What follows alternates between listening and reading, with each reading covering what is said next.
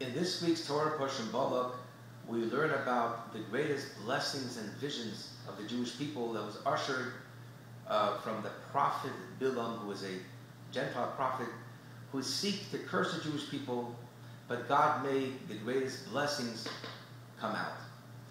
One of the famous verses that he said was, Matovu ohalecha Yaakov, oh how good are your tents, Jacob, Mishkenotecha Yisrael, your dwelling place is Israel. The question is, why the redundancy? How good are your tents, Israel? How good are your dwelling places? The Saint Baal Shem Tov gives a beautiful insight, and he explains that the difference between a tent and a dwelling place is a tent is something temporary.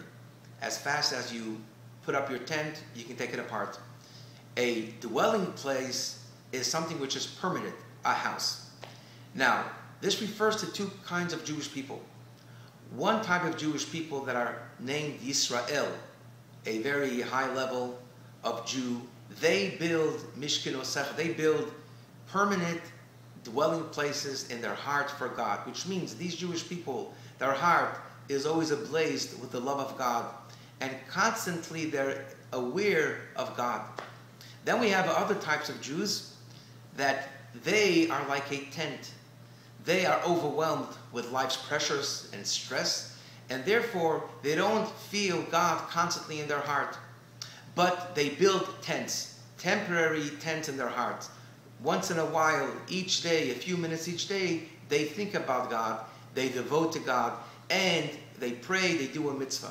But it's not permanent.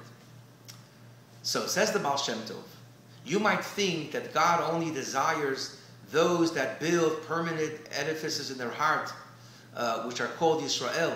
But those Jews who build tents, which means their relationship and awareness to God is not constant, it's like temporary. You might think that God doesn't really desire them. Says the Baal Shem Tov that not only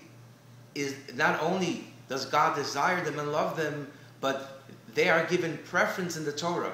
First, the Torah mentions the Jewish people who build tents, Matovu ohalecha Yaakov, who build the tents, which is temporary, and then goes the permanent, because God has the greatest nachas and the greatest pleasure of Jews being in a world full of darkness and pressure, but still they open up their hearts once a day or twice a day for God.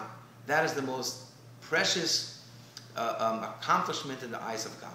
Have a wonderful Shabbat. All the best.